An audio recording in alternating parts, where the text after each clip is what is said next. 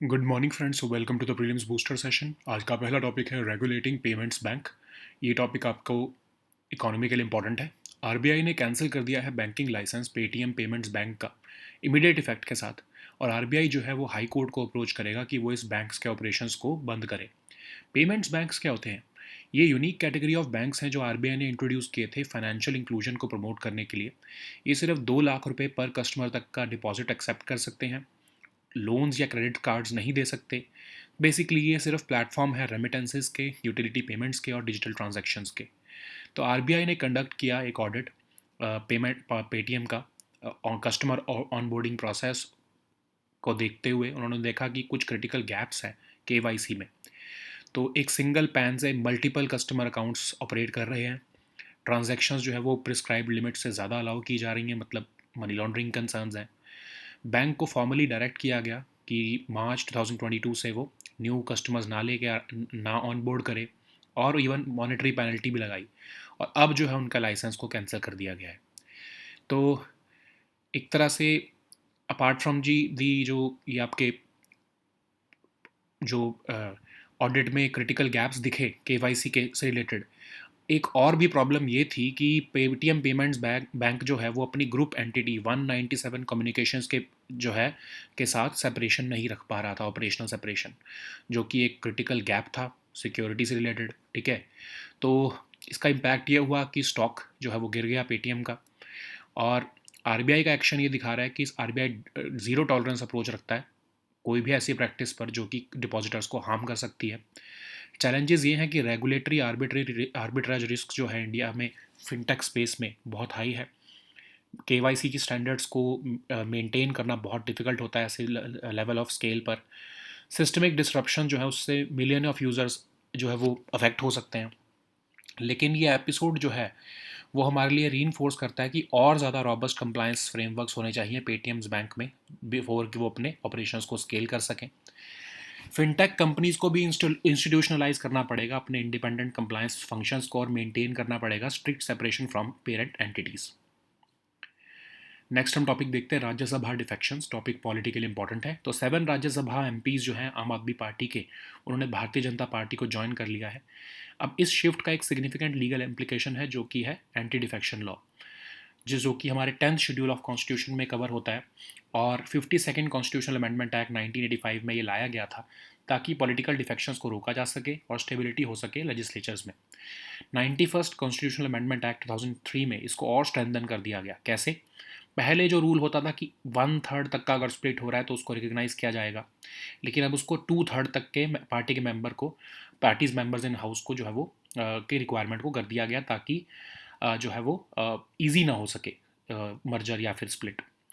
फिर इसके अंदर ही एक ये भी प्रोविज़न है कि maximum 15% of strength of Lok Sabha या स्टेट असेंबली के जो मेंबर्स हैं आपके, उतने ही आप मिनिस्टर्स बना सकते हो। अपनी पार्टी को टूटने से बचाने के लिए नहीं कि आप सभी को मंत्री बना दो। ठीक है, एक अर्लियर प्रोविज़न ये था कि 1/3 स्प्लिट जो है लेजिटिमेट होगा, लेकिन उसको इस पर्टिकुलर प्रोविज़न को रिमूव कर दिया गया 2003 में, क्योंकि उसकी वजह से जो है वो फ्रीक्वेंट डिफेक्शंस हो रही थी। आराम से लोग 1/3 का रूल जो है वो क्रॉस कर लेते थे और पार्टी को तोड़ लेते थे। अब एंटी डिफेक्शन लॉ जो है वो पॉलिटिकल इंस्टेबिलिटी को रोकने के लिए बनाया गया था, लेकिन इससे ऑटोनॉमी ऑफ लेजिस्लेटर्स जो है वो बहुत कम हो गई है। मेंबर्स को डिस्क्वालिफिकेशन का रिस्क रहता है, इसलिए वो कुछ जो है अपनी इंडिपेंडेंट जजमेंट लगा ही नहीं पाते, उनको पार्टी लाइन ही फॉलो करनी पड़ती है, जिसकी वजह से सेंट्रलाइजेशन हो रही है पावर की विद इन पार्टी लीडरशिप। अब जो ये डिफेक्शन हुई है आम आदमी पार्टी के एमपीज़ की, अब एक व्यू तो ये कहता है कि कोई भी डिस्क्वालिफिकेशन नहीं हो सकती अगर राज्यसभा चेयरपर्सन एक्सेप्ट कर लेते हैं इस शिफ्ट को एज ए वैलिड मर्जर, क्योंकि मोर देन 2/3 ऑफ आपके जो एमपीज़ हैं हाउस में वो बीजेपी ज्वाइन कर चुके हैं, जो कि आपके 10th शेड्यूल की रिक्वायरमेंट है। ठीक है, लेकिन कुछ और लोग कह रहे हैं कि मर्जर प्रोविजन जो है वो पूरी पॉलिटिकल पार्टी पर लगना चाहिए, सिर्फ एमपीज़ पर नहीं। इसका मतलब क्या हुआ कि पार्टी लीडरशिप पूरी जो है आम आदमी पार्टी की, अगर उसके 2/3 लोग मर्ज होते हैं बीजेपी में, तभी सिर्फ इसको रिकग्नाइज किया जाना चाहिए था। एमपीज़ जो है वो फिर भी डिस्क्वालिफिकेशन पटिशंस जो है वो फेस कर सकते हैं। जब तक राज्यसभा चेयरमैन कोई रूलिंग नहीं डालते तब तक डिफेक्टिंग एमपी जो है वो अभी भी आम आदमी पार्टी के ही मेंबर्स रहेंगे, चाहे वो फंक्शनली अलाइन हो गए हों बीजेपी के साथ।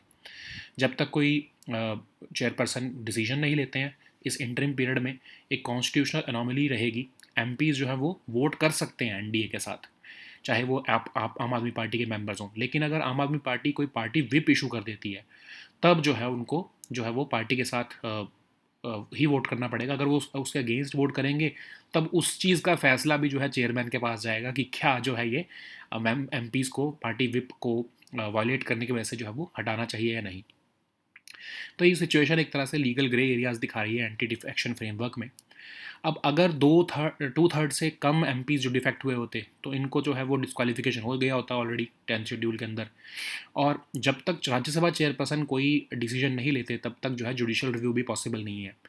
तो एक तरह से और प्रॉब्लम ये है कि राज्यसभा चेयरपर्सन के ऊपर कोई प्रिस्क्राइब टाइम लिमिट नहीं है कि कब तक उनको डिसीजन लेना है इसके ऊपर, ठीक है। तो बेसिकली ये डिले जो है मेंबर्स जो है वो फिर इनडेफिनेट टाइम तक जो है वो इसके ऊपर अगर डिसीजन नहीं लिया गया, तब तक वो ऑफिस में रह सकते हैं, ठीक है। नेक्स्ट हम टॉपिक देखते हैं 100% इथेनॉल ब्लेंडिंग। ये टॉपिक आपके इकोनॉमी और इन्वायरमेंट के लिए इंपॉर्टेंट है। Union road transport highways minister ने कहा है कि 100% एथेनॉल ब्लेंडिंग इंडिया में हमें लाने का जो है वो ट्राई करना है। तो 100% एथेनॉल ब्लेंडिंग का मतलब क्या हुआ? Pure ethanol as fuel, E100। Ethanol की जो है लोअर एनर्जी डेंसिटी होती है अनलाइक पेट्रोल, मतलब वो सिर्फ 45 से 55% जो है पर लेस एनर्जी पर लीटर ही जो है डिलीवर कर पाता है। मोस्ट कन्वेंशनल जो पेट्रोल व्हीकल्स इंडिया में है वो सिर्फ E20 तक के लिए कंप्लाइंट हैं, ठीक है।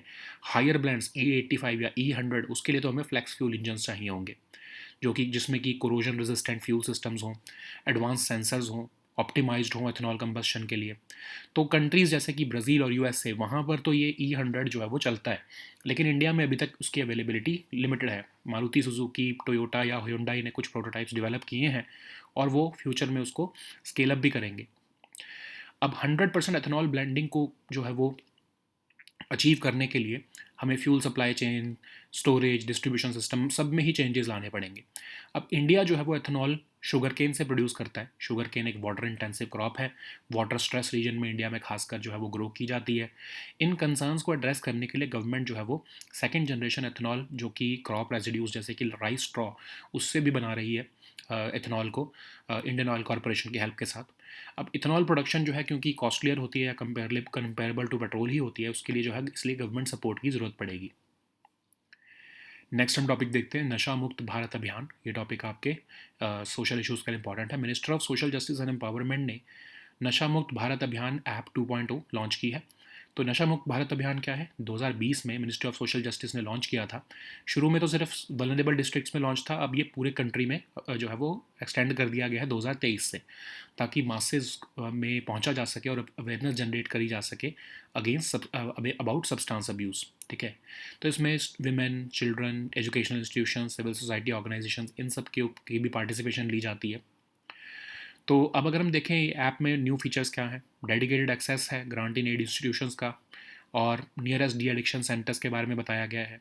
रियल टाइम स्टेटस पता लगता है ग्रांट जो मिल रही हैं, ठीक है। नेक्स्ट हम टॉपिक देखते हैं डिफ्थेरिया। टॉपिक सोशल इश्यूज़ के लिए इंपॉर्टेंट है। तो डिफ्थेरिया जो है वो अनएक्सपेक्टेड रिटर्न में जो है वो हो रहा है ऑस्ट्रेलिया में। Diphtheria highly contagious bacterial infection है जो अपर रेस्पिरेटरी ट्रैक्ट को अफेक्ट करती है। कुछ स्ट्रेन्स ऑफ बैक्टीरिया से ये होती है। अब ये बैक्टीरिया यूजुअली मल्टीप्लाई होता है या फिर नियर या फिर सरफेस ऑफ थ्रोट और स्किन पर। अब इसके क्लास देखें तो ये नोज़, थ्रोट, टॉन्सिल्स, लार्निक्स को ये अफेक्ट करता है। स्किन रैश, सोर्स और ब्लिस्टर्स को इससे हो सकते हैं। ये स्प्रेड होता है from person to person through respiratory droplets. Antibiotics का यूज़ किया जा सकता है फर्दर बैक्टीरियल ग्रोथ को रोकने के लिए, और जो है मॉनिटरिंग और सपोर्टिव केयर की ज़रूरत पड़ती है अगर एयरवे ऑब्स्ट्रक्शन हो रहा हो, मायोकार्डिटिस हो रहा हो। एक वैक्सीन प्रिवेंटेबल डिसीज़ है ये, और मल्टीपल डोजेज़ और बूस्टर डोजेज़ की ज़रूरत पड़ती है इम्यूनिटी सेंस सस्टेन करने के लिए। नेक्स्ट हम टॉपिक देखते हैं सीरियम मैग्नीशियम चांगे साइट। ये टॉपिक आपके साइंस एंड टेक के लिए इंपॉर्टेंट है। चाइना ने रिसेंटली एक न्यू मिनरल जो है मून से डिस्कवर किया है, सीरियम मैग्नीशियम चांगे साइट। तो ये एक जो है लूनर मेटेओराइट जो कि चाइना में फॉल हुआ था, उसमें से ये मिनरल डिस्कवर हुआ है। कलरलेस, ट्रांसपेरेंट, ब्रिटल है ये। इसके रियल वर्ल्ड एप्लीकेशंस हो सकती हैं कुछ एडवांस टेक्नोलॉजीज़ में, खासकर development of next generation LED materials में, ठीक है। इसका फ्लोरेसेंट बिहेवियर है क्योंकि नेक्स्ट हम टॉपिक देखते हैं गोंड ट्राइब। ये टॉपिक सोशल इशूज़ के लिए इंपॉर्टेंट है। तो गोंड ट्राइब जो है वो बस्तर से ट्रैवल होकर दिल्ली में आए हैं और वो मैसेज देना चाहते हैं, protect the earth, stop the destruction. तो गोंड या गोंडी ट्राइब जो है द्रविडियन एथनो लिंग्विस्टिक ग्रुप है। मध्य प्रदेश, छत्तीसगढ़, महाराष्ट्र, उड़ीसा में ये पाए जाते हैं। मेनली ये 4 ट्राइब्स में डिवाइडेड है: Raj Gonds, Madia Gonds, Dhurve Gonds, Khatulwar Gonds. Majority of Gond people जो है वो गोंडी बोलते हैं और इनकी जो इकोनॉमी है वो एग्रीकल्चर बेस्ड ही होती है मोस्टली। नेक्स्ट हम टॉपिक देखते हैं आर्टेमिस अकॉर्ड्स। ये टॉपिक आपके साइंस एंड टेक के लिए इंपॉर्टेंट है। जॉर्डन जो है वो आर्टेमिस अकॉर्ड साइन कर चुका है नासा हेडक्वार्टर्स में। आर्टेमिस अकॉर्ड्स 2020 में लॉन्च हुए थे। Non binding set of principles है सिविल स्पेस और एक्सप्लोरेशन को गाइड करने के लिए। ये कुछ ऐसे प्रिंसिपल्स हैं जो एनहांस करते हैं governance of civil exploration and use of outer space. ये को लेड हैं by NASA and US department of state together with 7 other founding member nations. ठीक है, इंडिया भी इसका सिग्नेटरी है। नेक्स्ट हम टॉपिक देखते हैं स्ट्रेट ऑफ मलक्का। ये टॉपिक आपके इंटरनेशनल रिलेशंस और एनवायरनमेंट के लिए इंपॉर्टेंट है। तो स्ट्रेट ऑफ हॉर्मूज के क्लोजर से पॉलिसी मेकर्स जो एशिया में है वो कुछ क्वेश्चंस फेस कर रहे हैं about other maritime choke points, खासकर strait of Malacca. Strait of Malacca connect करता है अंडमान सी को साउथ चाइना सी के साथ। और स्ट्रेट ऑफ मलक्का का नाम जो है वो मलक्का सल्तनत से शुरू हुआ, जो कि इस आर्किपेलागो को 1400 से लेकर 1511 तक रूल करता रहा। क्लाइमेट इस स्ट्रेट का हॉट एंड ह्यूमिड है और ये इंडियन और पैसिफिक ओशंस को लिंक करता है। सिंगापुर, मलेशिया, इंडोनेशिया यहाँ पर जॉइंट पेट्रोलिंग करते हैं। अब इसकी सिग्निफिकेंस देखें तो ये ऑयल ट्रांजिट चोक पॉइंट है वर्ल्ड का। लगभग 22% ऑफ वर्ल्ड मैरीटाइम ट्रेड यहीं से जाता है। इंडिया की भी 60% जो सीबॉर्न ट्रेड है वो यहीं से जाता है और लगभग सभी उसका जो LNG इंपोर्ट्स हैं वो इसी मलक्का स्ट्रेट के थ्रू पास होते हैं। ठीक है, so now let us see all these topics in English. So the first topic is regulating payments bank. This topic is important for your economy section. So RBI has cancelled the banking license of Paytm Payments Bank Limited with immediate effect, and RBI is going to approach the High Court to wind up the bank's operations. So what are payments banks? So these are unique category of banks which were introduced by RBI to promote financial inclusion. They can accept deposits only up to 2 lakh rupees per customer. They cannot offer loans or credit cards. They primarily serve as platform for remittances, utility payments, digital transactions. They were founded by 197 Communications and Vijay Shekhar Sharma. Okay, so RBI conducted an audit of this Paytm Bank's customer onboarding process and found critical gaps in KYC. A single PAN was found to be linked to multiple customer accounts. Transactions were allowed beyond prescribed account limits, which raised money laundering concerns. The bank was formally directed to stop onboarding new customers in 2022, and RBI even imposed a monetary penalty on them for non-compliance with regulatory guidelines. RBI has now cancelled the license of PPBL, invoking provisions of Banking Regulation Act. So, apart from the above issues, there was also a problematic portion where operational separation was not maintained between the Paytm Payments Bank and its parent entity 197 Communications, which had critical security concerns also and conflict of interest too. So what happened after this ban? Of course, the stock of 197 Communications fell, reflecting investor panic. So this action is demonstrating that RBI is having zero tolerance towards practices which harm depositors. So, but this also highlights some certain challenges, like there is a regulatory arbitrage risk is there in fintech space of India. There is difficulty in maintaining KYC standards at scale for digital first banks.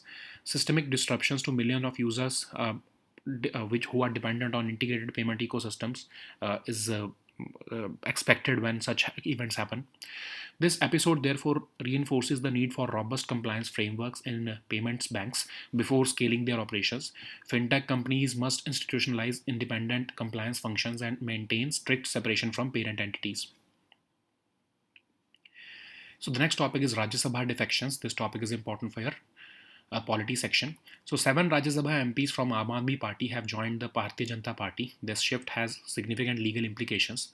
So this has raised the anti-defection law concerns, which is contained in the 10th schedule of the Constitution, and it was added by the 52nd Constitutional Amendment Act to curb the political defections and ensure stability in legislatures. So the 91st Constitutional Amendment Act of 2003 strengthened the law in two major ways. First, at least two-thirds of parties members in a house must defect together to qualify as a valid merger. And then there was also another provision which which had imposed a cap on the strength of ministers at 15% of the total of Lok Sabha or state assembly members of that party. Okay, so that the parties cannot make the entire defecting members as ministers so as to stop the defections from the party. Okay, the earlier provision had a one-third split as a valid ground for defection, but after 2003 the law was made strict, and the bar was raised to two-third members defecting and to qualify as a valid merger. Okay, so anti-defection law was designed to curb political instability, and but it has significantly restricted the autonomy of legislators. Members risk disqualification even for defying the party whip, which has led to basically increased centralization of power within party leaderships. So, what is this status of this Aam Aadmi Party MP's defection? One view suggests that no disqualification may occur if the Rajya Sabha chairperson accepts the shift as a valid merger, because more than two-thirds of Aam Aadmi Party's MPs in the House have joined the BJP, which is an exception allowed under the 10th schedule. Others are arguing that the merger provision must apply to the entire political party and not just MPs in one house. MPs could still face disqualification petitions, which any member can file before the chairperson until the chairperson makes the decision on this defection. Until a ruling is made by the Rajya Sabha chairperson, the defecting MPs will officially remain within AAP, but even if they are functionally aligned with the BJP. During this interim period, a constitutional anomaly also arises that MPs may vote with NDA, but they will have to vote for Aam Aadmi Party if the whip is issued. If they vote against that, then the defection for ground for would be, then that a vote would become a separate ground for disqualification, and the problem is that the chairman will have to decide even that particular case also, which would add another layer of uncertainty. So situation is highlighting a legal gray areas in the anti-defection framework. If fewer than two-thirds of members had defected, the rebels would have been liable for disqualification. But now, with the two-thirds member defecting, a Rajya Sabha chairperson would have to make the decision, and there is no time limit as to when the presiding officer has to make that decision. Until the presiding officer makes the decision, judicial review would not be possible. Also, okay. So the next topic is 100% ethanol blending. This topic is important for your environment and economy section. Union Road Transport and Highways Minister has advocated for 100% ethanol blending in India. So ethanol blending refers to the use of pure ethanol as fuel. Ethanol has lower energy density, which means that it can deliver 45 to 55% less energy per liter, which can affect vehicle performance and fuel efficiency. Most conventional petrol vehicles in India are designed for E20 or lower. Higher blends like E85 or E100 require flex fuel engines. To support high ethanol blends, vehicles must be specially designed with corrosion-resistant fuel systems, advanced sensors and engine control units, optimized tuning for ethanol combustion. So countries like Brazil have widely adopted such vehicles. India currently has limited availability, but of course, some companies like Toyota, Maruti, and Hyundai, they have made some prototypes which may be scaled up in the future. Achieving 100% ethanol blending would also require changes in fuel supply chain, storage, and distribution systems. Okay, India largely produces ethanol from sugarcane, and it is a water-intensive crop and often grown in water-stressed regions of the country. To address this concern, government is also promoting second-generation ethanol, which is made from crop residues. Okay, ethanol production also is costlier, so therefore it necessitates government support as well. So the next topic is Nasha Mukt Bharat Abhiyan. This topic is important for your social issues. Ministry of Social Justice and Empowerment has launched the upgraded Nasha Mukt Bharat Abhiyan app 2.0, which was launched in 2020 by the Ministry of Social Justice. It was initially launched in most vulnerable districts, and now it has been extended to all districts of the country with effect from 2023. The intent is to reach out to the masses and spread awareness about substance abuse. It also lays emphasis on the participation of stakeholders like women, children, educational institutions, civil society organizations. Okay, this new app would have dedicated access for grant in aid institutions. Real-time status of grant in aid institutions can be accessed. Nearest de-addiction centers can be identified by the users. Okay. So the next topic is diphtheria. This topic is important for your social issues. After decades of being largely under control, diphtheria, which is a serious but vaccine preventable disease, is making an unexpected return in parts of Australia. So it's a highly contagious bacterial infection which can attack the upper respiratory tract and often the skin also. It is caused by strains of bacteria, and the bacterium usually multiplies on or near the surface of the throat or skin. It affects your nose, throat, tonsils, larynx. It causes a skin rash, sores, blisters, and it can appear anywhere on the body. It spreads from person to person, usually through respiratory droplets. Antibiotics are there to prevent the bacterial growth, and monitoring and supportive care is required to prevent complications like airway obstruction, myocarditis. It is a vaccine preventable disease, but multiple doses and booster doses are needed to produce and sustain the immunity. So the next topic is cerium magnesium changasite. This topic is important for your science and tech section. China has recently announced the discovery of a new mineral from the moon named cerium magnesium changasite. So this mineral was discovered in a lunar meteorite, the first of its kind to have fallen within China. This new mineral is colorless, transparent, and brittle. This property could have practical applications in one of the striking feature of this mineral is fluorescent behavior, meaning it emits light under certain conditions. This property could have practical applications in advanced technologies, especially in the next generation LED materials. Okay. So the next topic is Gond tribe. This topic is important for your social issues. So the Gond tribe traveled from Bastar to the heart of Delhi with one message: protect the earth, stop the destruction. So this tribe is a Dravidian ethno-linguistic group. The states of Madhya Pradesh, Chhattisgarh, Maharashtra, and Odisha are the home to the largest of Gond populations. They are mainly divided into four tribes: Raj Gonds, Madia Gonds, Dhurve Gonds, Khatulwad Gonds. Majority of these people speak dialects of Gondi, an unwritten language of the Dravidian language family. The basis of the Gond economy is agriculture, but they also practice animal husbandry. Okay.